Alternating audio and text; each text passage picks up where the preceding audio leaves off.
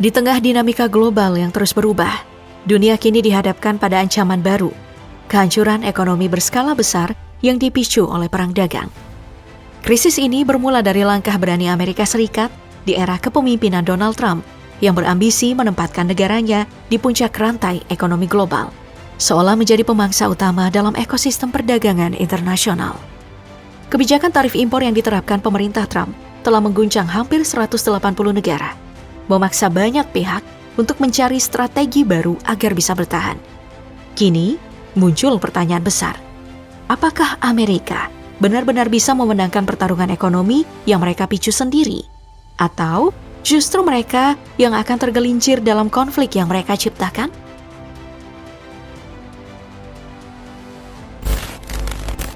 Langkah agresif Amerika langsung memicu reaksi dari berbagai negara. China jadi yang paling vokal.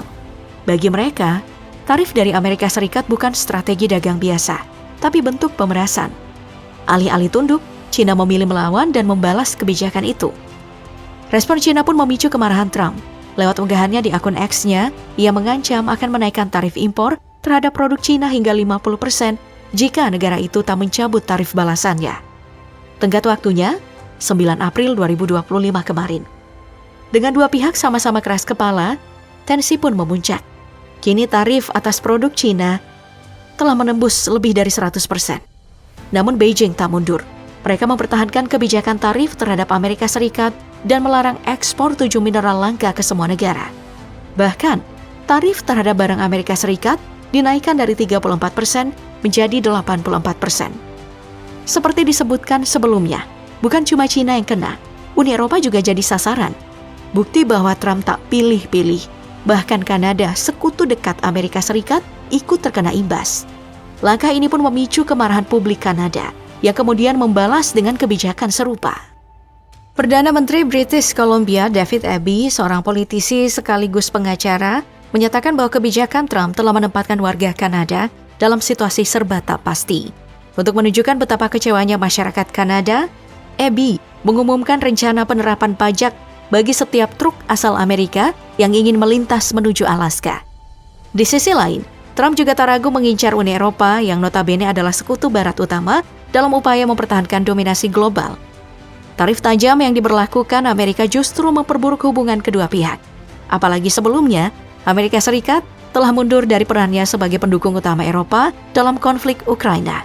Semakin membuat para pemimpin Eropa merasa dikhianati. Tak heran, Uni Eropa kini mulai memberikan respon yang jauh lebih keras. Sebagai bagian dari langkah balasan, salah satu strategi Uni Eropa adalah memperketat aturan yang membatasi akses perusahaan teknologi Amerika terhadap data pasar di kawasan Eropa. Selain itu, Menteri Ekonomi dan Kekuasaan Prancis Eric Lombard secara tersirat mengisyaratkan bahwa akan ada pajak tambahan atas sejumlah aktivitas bisnis yang dilakukan Amerika Serikat di wilayah mereka. Lalu bagaimana dengan Indonesia? Sebagai negara yang dikenai tarif impor hingga 32%, Presiden Prabowo merespon situasi ini dengan tenang. Ia menyatakan bahwa Indonesia akan membuka ruang negosiasi dengan Amerika. Jika tuntutannya masuk akal, pemerintah siap mempertimbangkannya. Namun ia tetap menegaskan bahwa prioritas utamanya adalah melindungi kepentingan rakyat Indonesia. Menteri Keuangan Sri Mulyani turut menyoroti bahwa perang dagang ini telah menempatkan Indonesia pada posisi sulit. Ia menyebut, dalam situasi seperti ini, tak ada yang bisa benar-benar dianggap sebagai teman atau musuh. Semua negara terkena dampaknya. Sementara itu, Menko Perekonomian Airlangga Hartarto mengungkapkan bahwa komunikasi resmi dengan pemerintah Amerika Serikat sudah dimulai.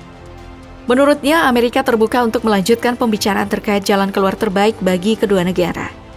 Menanggapi berbagai reaksi internasional, perwakilan dagang Amerika Serikat Jamieson Greer mengonfirmasi bahwa hingga tanggal 7 April 2025, sedikitnya 50 negara telah menghubunginya untuk membuka negosiasi terkait tarif baru. Indonesia tentu saja termasuk di dalamnya.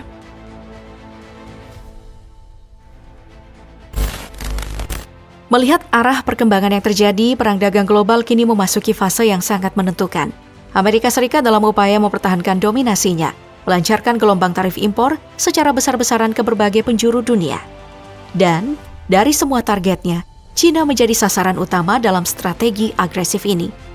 Namun bukan hanya China yang mendapat tekanan. Pemerintahan Trump juga membidik sejumlah negara Asia lainnya dengan lonjakan tarif yang cukup mencolok. Vietnam dikenai tarif hingga 46%, Laos sebesar 48% dan Myanmar tak luput dari beban tarif sebesar 44%.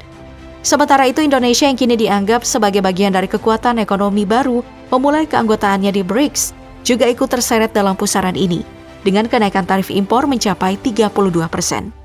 Langkah ini menjadi sinyal bahwa Amerika menganggap Indonesia sebagai ancaman serius dalam tatanan ekonomi global. Tak hanya mengarahkan serangan ke negara-negara Global South, Donald Trump juga tak segan menyasar Uni Eropa, sekutu utama Amerika di blok barat. Kenaikan tarif impor sebesar 20% dikenakan tanpa kompromi, menandai bahwa tak ada yang benar-benar aman dari kebijakan dagang agresif ini. Dari pola tarif yang tersebar, tampak jelas ambisi besar Amerika, memperkuat cengkramannya dalam panggung ekonomi global. Trump bahkan tak menyembunyikan maksudnya. Dalam salah satu pidato resminya di Gedung Putih, ia menyebut kebijakan tarif bea masuk ini sebagai simbol dari zaman keemasan Amerika Serikat, era baru di mana Amerika kembali memegang kendali.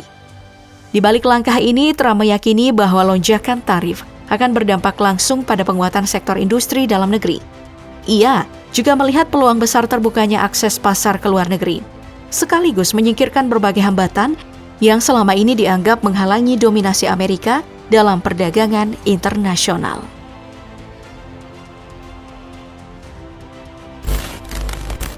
Demi ambisinya menjadikan Amerika sebagai negara yang makmur dan dominan, Donald Trump secara sadar telah menyeret dunia ke dalam pusaran perang dagang berskala global. Padahal, dalam sudut pandang yang berlawanan, banyak yang menilai bahwa Amerika sebenarnya sudah diuntungkan secara signifikan dari sistem yang ada. Tapi tetap saja, Trump memilih jalur konfrontasi. Dan seperti halnya kebanyakan perang, kemenangan sejati sulit ditemukan. Meski secara politis Amerika tampak memegang kendali dalam tahap awal konflik ini, konsekuensinya mulai terasa.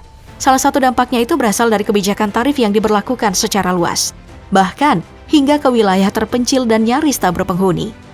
Akibatnya, Amerika sendiri mulai menanggung beban dari langkah yang mereka ambil. Tarif impor tinggi yang dikenakan hampir ke semua negara membuat harga barang di pasar domestik melonjak tajam.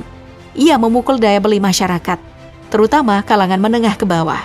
Tak hanya itu, dampak perang dagang juga mengguncang pasar saham global, menyebabkan ketidakstabilan yang memicu kepanikan para investor, termasuk investor dalam negeri. Jika konflik ini terus berlanjut tanpa penanganan bijak, bukan tak mungkin Amerika akan terkena dampaknya sendiri. Perang yang mereka mulai bisa berubah menjadi krisis ekonomi internal, sebuah bumerang yang mematikan. JP Morgan, lembaga keuangan besar asal Amerika Serikat, baru-baru ini merilis proyeksi ekonomi yang cukup mengkhawatirkan. Mereka menyebut bahwa produk domestik bruto atau PDB Amerika Serikat tahun ini diprediksi turun drastis dari yang semula tumbuh 1,3% menjadi minus 0,3%. Perlambatan ekonomi ini tampak tak terhindarkan, dan itu semua merupakan konsekuensi dari konflik dagang yang mereka ciptakan sendiri.